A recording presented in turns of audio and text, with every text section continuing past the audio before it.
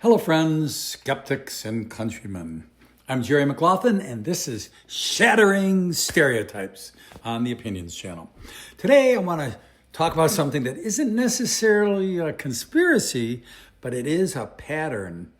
Because if you ever want to take a look at legitimate news, a legitimate news story, a massive story, historic story, the kind of story that should dominate headlines for weeks or months or years, and quietly just kind of push it off the cliff out of the public mind, there's a formula, and it happens all the time.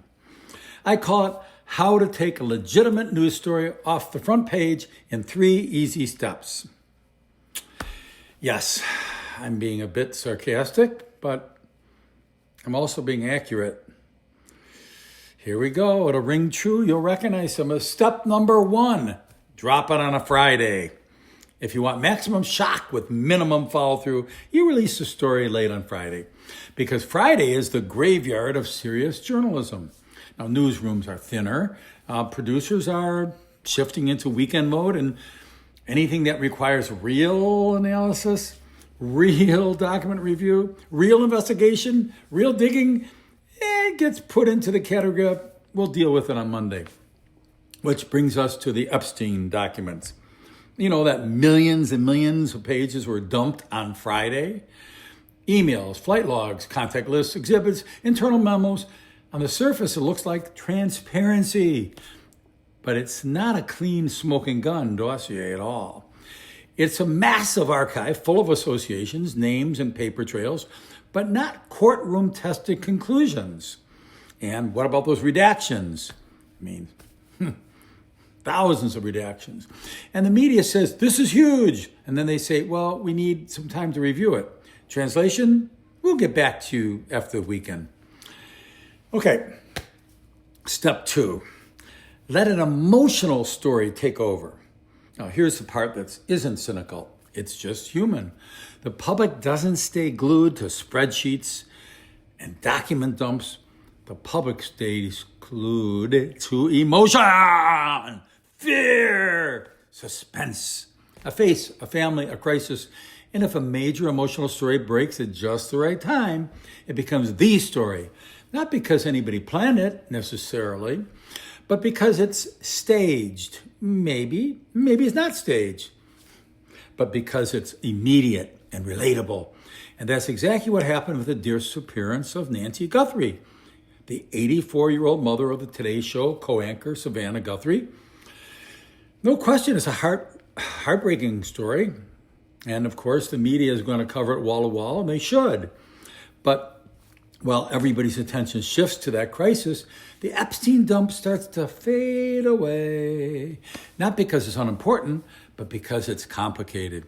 And complicated stories lose their emotionalism, almost every time. And right now we said bye-bye to Epstein again. Number 3, give transparency over accountability. Oh, this is a big one, because the Epstein file represents something Americans are sick of seeing. They say it's transparency, but something's wrong with this picture.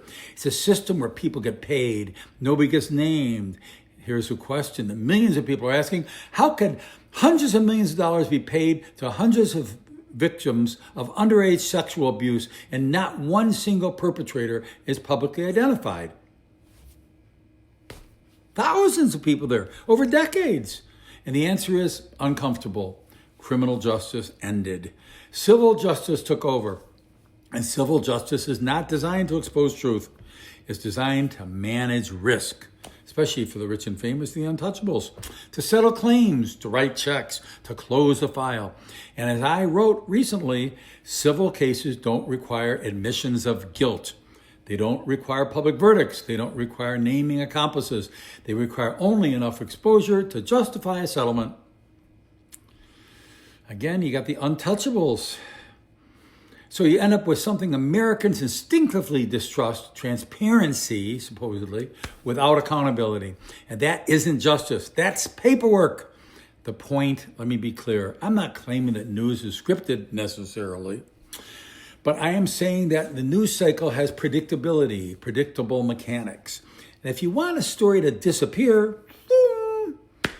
you don't need a conspiracy. You just need timing. You need a motion and a legal system that substitute settlements for courtroom truth. And that's the 3-step formula. And it explains why millions of pages could drop on a Friday and still leave millions of questions, with millions of Americans asking, where's the justice? Like the old Wendy's commercial, where's the beef? Because when powerful people always seem untouchable, the public starts to believe the system is rigged. And when the public believes the system is rigged, it's happened. Trust collapses. And when trust collapses, everything collapses. I'm Jerry McGlothlin, and this is Shattering Stereotypes. And here's the takeaway. Don't let the headlines decide what you forgot.